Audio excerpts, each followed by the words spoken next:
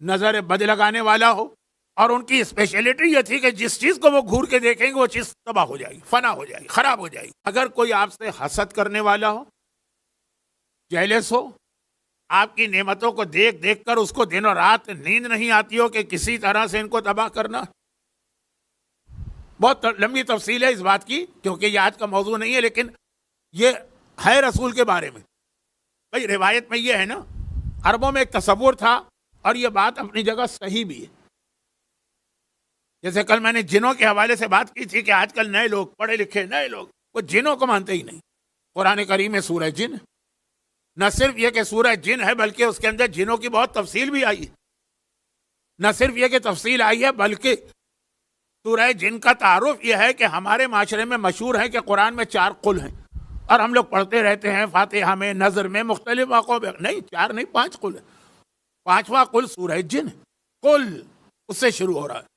تو اب یہ سورہ جن جو ہے تو ہے ہی پورا کا پورا جنوں کے بارے میں، لیکن آج کل کے پڑھے لکھے لوگ نہیں مانتے جنوں کو، قرآن کو مانتے ہیں اور جنوں کو نہیں مانتے ہیں۔ تو پھر ان الفاظ کی وہ اتنی تشریح کرتے ہیں جو رمضان میں ہی اچھی لگتی ہے، جہاں تفسیر قرآن کی جاتی ہے، یہاں نہیں، آج کے مجلس میں نہیں۔ تو میں یہ عرض کر رہا تھا کہ چاہے معاشرہ کتنا ہی بدل جائے، بہت انسان پڑھ لکھ کر عالم، فاضل، پی ایچ ڈی اسکالر ہو جائے، بہرحال جن ہیں اسی طرح سے۔ ایسے لوگ ہوتے ہیں جن کی آنکھوں میں ایسی خرابی ہوتی ہے کہ جسے وہ نظر بھر کے دیکھ لیں اسے کوئی نہ کوئی بیماری لگے گی، یا بیٹا مر جائے گا، یا رزق میں کمی آ جائے گی، یا زبان اس کی لکنت ہوگی۔ زبان میں نے اس لیے کہا کہ خطیب حضرات یا علماء یا مجلسیں پڑھنے والوں کو 2 طریقے ہوتے تھے پہلے زمانے میں ان کو ناکام کرنے کے۔ پہلا تو آج کل ختم ہو گیا ہے، لیکن آپ نے اپنے بزرگوں سے سنا ہوگا، پان کھلاتے تھے، پان میں سندور ملا کے کھلاتے دیتے، آواز ہی بیٹھ گئی۔ یہ بہت رائج اور کامن چیز تھی۔ اور دوسرا ہے نظر بد لگانا۔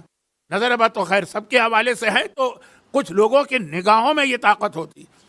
اب ہو سکتا ہے اس کو ہم سائنسی الفاظ، ہپناٹزم اور اس قسم کے الفاظ کہہ دیں، وہ ایک الگ بحث، نہ میرا موضوع ہے، نہ آپ کو اس سے دلچسپی ہے، نہ مجھے اس سے دلچسپی۔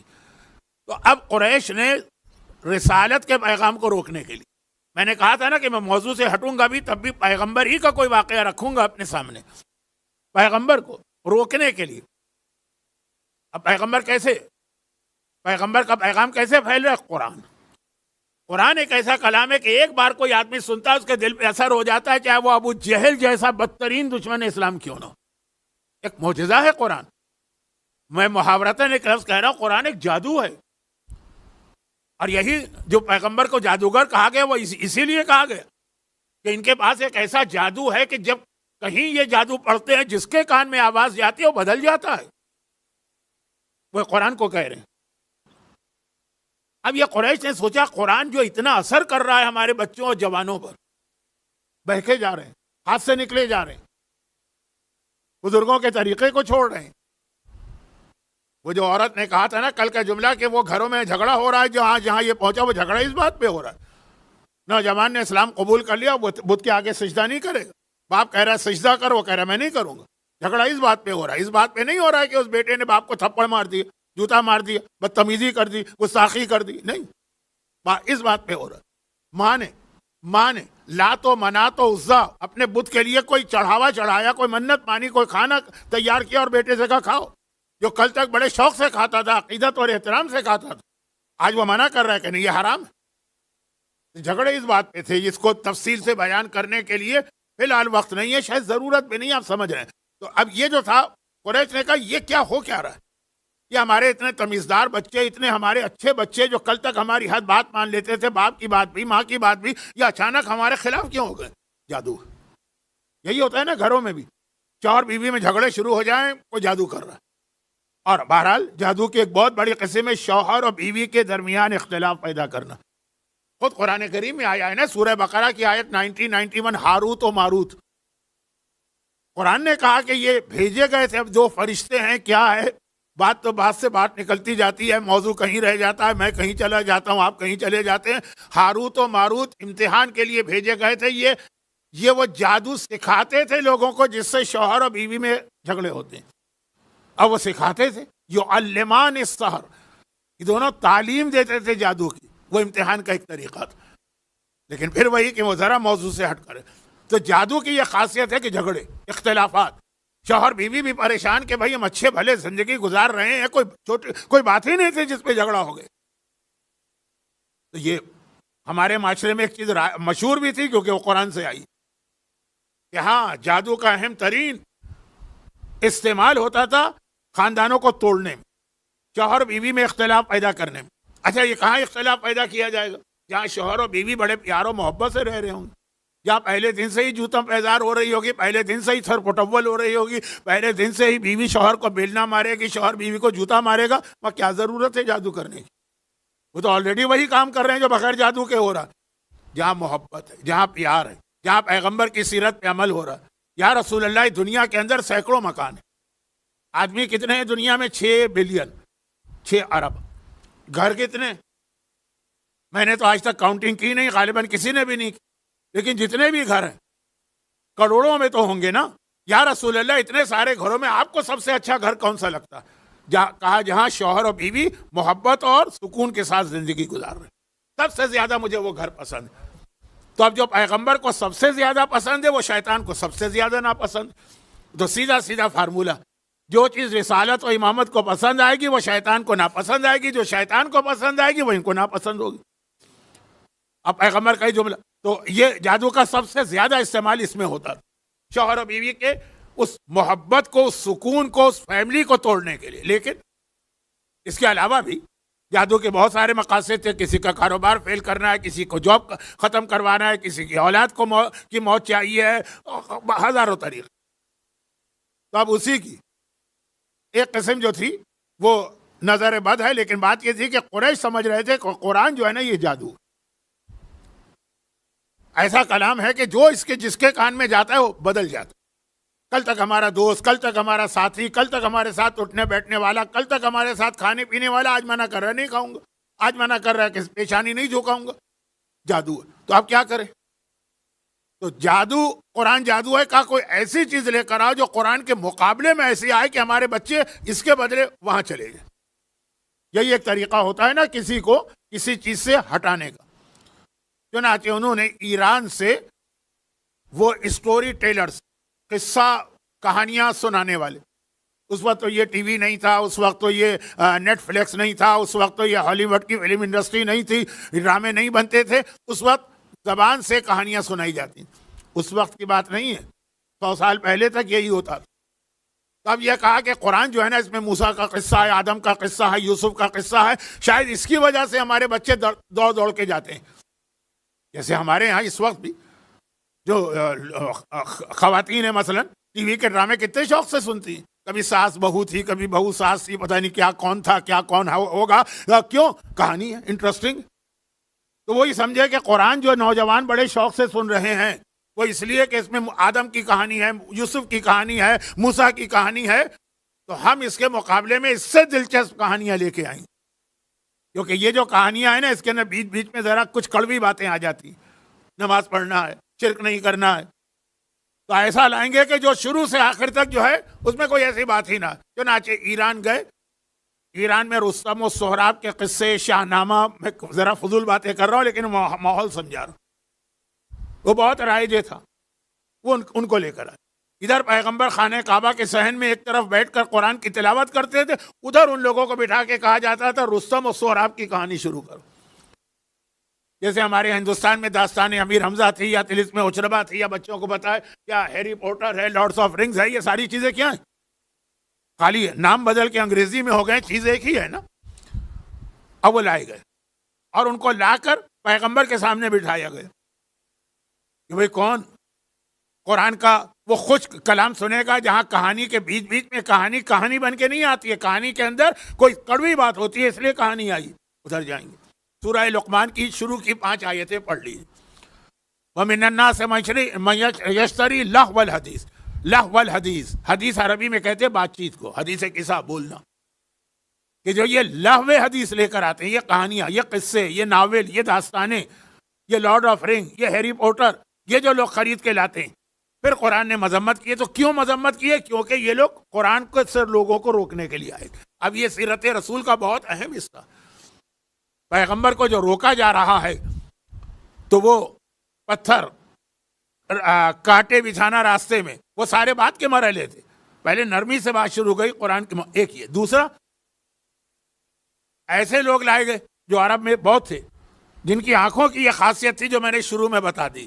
اب میں اس کو ریپیٹ نہیں کروں گا. تو تقریباً آدھا گھنٹہ ہو رہا ہے مجلس کا. کہاں گئی مجلس؟ ابھی تو ایک طرح سے شروع بھی نہیں ہوئی ہے، لیکن جلدی سے. ان کا کام تھا گھور کے دیکھنا کسی چیز کو، اور ان کی اسپیشلٹی یہ تھی کہ جس چیز کو وہ گھور کے دیکھیں گے وہ چیز تباہ ہو جائے گی، فنا ہو جائے گی، خراب ہو جائے گی. خانہ کعبہ کے صحن میں ان کو لا کے بٹھایا گیا. وہ پیغمبر کے سامنے بٹھائے گئے. یہ قصہ کہانی سننے والے دوسرے کونے میں بٹھائے گئے. وہ ادھر قصہ شروع کرتے ہیں تاکہ لوگ ادھر چلے جائیں. اب میں بہت بہت بہت احتیاط سے ایک جملہ کہہ رہا ہوں، کیونکہ میں نہیں چاہتا کہ مجلس کی توہین ہو، عزاداری کی توہین ہو، سفیدہ کی توہین. کرکٹ کے بعض میچ اتنے دلچسپ ہو جاتے ہیں کہ مجلس کا وقت آتا ہے لوگ مجلس چھوڑ دیتے ہیں کہ مجلس اور دفعہ سنتے رہیں گے.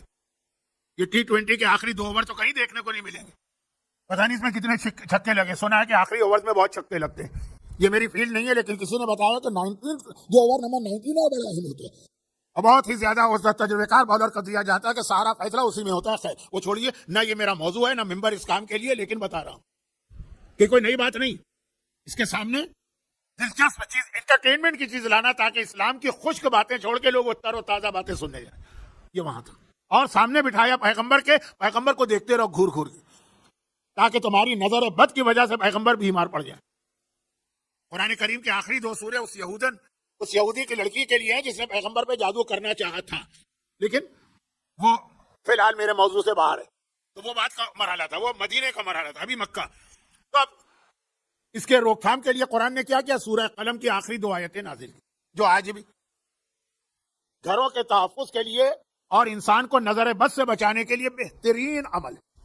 میں یہ تو نہیں کہوں گا قرآن کی بہترین آیت ہے، ہر آیت بہترین ہے، لیکن آج بھی وہ آپ میں سے اکثر کے گھروں میں دیواروں پہ لگی ہوئی بھی میں نے دیکھی. خاص طور پہ جو زیارت سے لوگ آتے ہیں وہ قالین لے کر آتے ہیں دیوار پہ لٹکانے والے، یہ آیت اس میں لکھی تھی. سورہ قلم کے شروع میں پیغمبر کے اوپر لگنے والے اس الزام کے یہ پاگل ہے اس کا جواب دیا گیا. پھر ایک خاصیت بتائی گئی، آخر میں وہ علاج بتایا گیا جس کی پیغمبر کو ضرورت نہیں تھی. اس کی آنکھوں میں ایسی طاقت ہے کہ پیغمبر کو بیمار ڈال دے، لیکن پیغمبر کے ذریعے سے ہمیں آپ کو ایک تحفہ دیا گیا. بیچ میں ایک آیت آتی ہے اور بڑی اہم آیت. یہ میں لفظ اہم کہہ رہا ہوں کیونکہ یہاں پہ قرآن نے اپنا پورا اسٹائل چینج کر دیا. قرآن کا جو طریقہ ہے پورے قرآن میں صرف 2 جگہ پہ قرآن نے اشارتاً ایک ایسا انداز اختیار کیا جو نئے آدمی کو تعجب میں ڈالے. جب ایک گناہگار کو کتا کا پہلی مجلس یا دوسرے مجلس میں اشارہ آیا تھا، مثلہ مثل الکلب. اور سورہ جمعہ کے اندر ایک گروہ کو گدھا کہا گیا، کمثل الحمار یحمل اسفارا. یہ ویسے قرآن کا عام اسٹائل نہیں، لیکن چلے وہ ایک لفظ تھا. پورا قلم کے اندر دیکھیے کہ جہاں کہا کہ پیغمبر مجنون ہے اس کے بعد کی آیت ہے. پہلے قرآن نے کہا مجنون نہیں، عظمت رسالت یہی تو ہے. پھر کہا یہ ہیں کون، ان کو پہچانو، یہ بتایا. پھر اس کے بعد قرآن نے کہا ولا تطع کل حلاف مہین حماز مشاء للنمیم معتد اثیم مناع للخیر عتل بعد ذلك زنیم. ایک لفظ ایسا ہے، ایک لفظ. خبردار اس کے قریب بھی نہ جانا. کل حلاف، جھوٹی قسمیں کھانے والا. مہین، اہانت سے نکلا، انتہائی پست اور ذلیل ہے وہ انسان. یہ قرآن کہہ رہا. حماس، ویل لکل ہمزۃ لمزہ. جو ہمزہ وہ حماس ہے، غیبتیں کرنے والا، برائیاں کرنے والا. حمازن بنعیم مناع للخیر، خیر سے منع یعنی روکنے والا، خود بھی نیکی نہیں کرتا ہے دوسروں کو بھی نیکی سے روکتا ہے. معتدن، آج کل پاکستان میں ایک لفظ بہت استعمال ہوتا ہے سیاسی دنیا میں اور اب مذہبی دنیا میں بھی. اولا چیز ہماری ریڈ لائن ہے، اس کو کراس نہ کرنا. ہر چیز برداشت کر لیں گے، یہ ریڈ لائن کو کراس نہ کرنا، یہ ہے معتد، حد سے تجاوز کرنے والا. دیکھ لو ریڈ لائن اللہ نے بنا دی ہے دین کے اندر، اس کو جو کراس کرے گا معتد. اسیم، اسم عربی میں سے والا اسم، گناہ کو کہتے ہیں. اسیم یا گناہگار. عتل، انتہائی بد اخلاق، بد مزاج، جھگڑالو ہے. عتل بعد ذلک زنیم. اور ان سب کے بعد خرابی یہ ہے کہ اس کے باپ دادا کا پتہ نہیں، اس کی نسل خراب. دیکھیں قرآن ایک کے بعد ایک کے بعد ایک کے بعد ایک کے بعد ایک کے بعد 8-9 الفاظ لا رہا ہے جو سارے کے سارے اپنی جگہ ایک لفظ ہے کسی کی عزت ختم کرنے کے لیے کافی ہے کہ حلاف بھی ہے، حماز بھی ہے، مناع للخیر بھی ہے، معتد بھی ہے، اسیم بھی ہے، اتل بھی ہے، زنیم بھی ہے، ایک ایک لفظ. یہ اچانک قرآن کو ہوا کیا؟ اتنا بہترین کلام، اللہ کا اتنا سوبر قسم کا کلام، دلوں پہ اثر کرنے والا کلام، یہ بھی اثر کرتا ہے لیکن انداز بالکل بدل گیا. نعوذ باللہ من ذالک. میں توہین والی مثال نہیں دے رہا ہوں کہ کبھی ایسا لگتا ہے کہ جب دو آدمی ایک دوسرے سے لڑتے ہیں، خصوصاً دو عورتیں، تو ایک دوسرے کو جس طرح باتیں سنانا شروع کرتے ہیں ایسا لگتا ہے ایک دم قرآن کا یہ انداز ہو گیا. کہا یہ ساری باتیں قرآن نے ایک آدمی کے لیے کہی ہیں، صرف ایک کے لیے. قرآن کے پاس اتنا ٹائم نہیں ہے کہ وہ ایک آدمی کے پیچھے اتنی ساری آیتیں دے دے. قرآن بہت شارٹ کتاب ہے، بہت مختصر، صرف کام کی بات کرتا ہے، آگے بڑھ جاتا ہے. میں اس سے پہلے بھی اس ممبر پہ کہہ چکا ہوں، پوری کہانی سنا دی حضرت خضر موسیٰ کی. بتایا ہی نہیں کہ خضر کون ہے، نام تک نہیں لیا. بس موسیٰ نے ہمارے ایک بندے سے ملاقات کی. اور ہمارے یہاں انڈیا پاکستان میں ساری بحث جناب خضر پہ ہوتی ہے کہ وہ نام کیا ہے، نبی تھے، نبی نہیں تھے، غیبی علم تھا، آج بھی لوگوں کی مدد کرتے ہیں کہ نہیں کرتے ہیں، جائے سے جاتے ہیں، سبزہ ہوتا ہے. دل قرآن نے ذکر تک نہیں کیا، جبکہ پیغام بہت اہم تھا. موسیٰ جیسے نبی کو ان کا شاگرد بنایا جا رہا ہے. حابیل قابیل کا پورا واقعہ قرآن نے بیان کر دیا، نام نہیں لیا. کون تھے یہ دو بیٹے؟ ابن آدم، آدم کے دو بیٹوں کی کہانی سنو. خدا بندہ دونوں کے نام ہی رکھ دیتا. نہیں، نام ہمارا موضوع نہیں، ہمارا موضوع ہے اصل پیغام. یہاں دیکھیں اتنا مختصر گفت کلام کرنے والا قرآن، پتہ نہیں آج قرآن کو کیا ہو گئے. ایک کے بعد ایک کے بعد اللہ بھی کہا، مہین بھی کہا، حماز بھی کہا، مشائن بن نمیم بھی کہا، معتد بھی کہا، اسیم بھی کہا، مناع للخیر بھی کہا، اتل بھی کہا، زنیم تو خیر سمجھیے کہ ایک طرح سے لمٹ. بس اس کے بعد اب کچھ کہنے کی گنجائش ہی نہیں. جو قرآن ڈائریکٹ کسی کے نسب پر اعتراض کر رہا، اعتراض نہیں کر رہا، حقیقت بتا رہا. کون تھا بھیا آدمی؟ کیا یہ ابو جہل سچی نہیں؟ ابو جہل نہیں تھا. ابو جہل کے لیے آیت آئی، ارایت الذی یکذب بالدین فذلک الذی یدعو الیتیم، لیکن اتنی سخت آیت نہیں. کیا یہ ابو لہب تھا؟ نہیں. ابو لہب کے لیے آیت آئی تبت یدا ابی لہب، اتنی سخت آیت نہیں. یہ کون ہے کہ جس کے لیے قرآن تو ایسا لگ رہا ہے ایک دفعہ اسٹارٹ ہوا تو ہوتا ہی چلا گیا، اس طرح آگے بڑھتا چلا گیا. یہ ہے ولید ابن مغیرہ، جس کا نام بھی اکثر لوگوں نے نہیں سنا ہوتا، لیکن قرآن کی نگاہ میں وہ اتنا بدترین انسان ہے کہ قرآن نے 4 آیتیں اور 9 اس کی خرابیاں قیامت تک رہنے والے کلام میں رکھ دی. ایک اصول بتا رہا ہے قرآن. بھائی ولید ابن مغیرہ کا کیا جرم تھا؟ کیا پیغمبر پہ تلوار اٹھائی؟ کبھی تلوار نہیں اٹھائی. کیا پیغمبر پہ پتھر پھینکے؟ کبھی پتھر نہیں پھینکے. کیا پیغمبر کے راستے میں کانٹے بچھائے؟ اس نے کبھی کانٹے نہیں بچھائے. کیا پیغمبر پہ کوڑے برسائے؟ کبھی نہیں. صرف اس لیے قرآن اتنی مذمت کر رہا ہے کہ اس نے پیغمبر کے لیے کہا تھا کہ یہ مجنون ہے. شاعر کہنے والوں کا قرآن نے اس طرح تذکرہ نہیں کیا. جادوگر، پاگل، مجنون ہمارے نبی کی عقل پہ اعتراض کر رہے ہیں. ہم ہر بات برداشت کر لیں گے لیکن اپنے نبی کی عقل کے حوالے سے کوئی جملہ برداشت نہیں کر سکتے. اس نے کہا تھا. یہ آدمی تھا ولید ابن مغیرہ. ہمارے ہاں اکثر ایک چلتا ہوا محاورہ، لڑائی ہوتی ہے نا، کہتے ہیں تم ہمیں 1 سناؤ گے، ہم تمہیں 10 سنائیں گے. یہ قرآن نے کیا. اس نے ایک جملہ کہا، قرآن نے 10 خرابیاں اس کے نکال کے رکھ دی.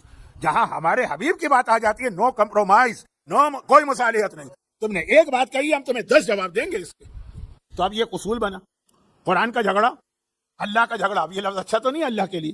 ولید ابن مغیرہ سے نہیں، جھگڑا ایک اصول کا کہ جو پیغمبر کی عقل پہ اعتراض کرے، چاہے کبھی کرے، کسی زمانے میں کرے، اللہ کی نگاہ میں وہ اتنا قابل مذمت ہے.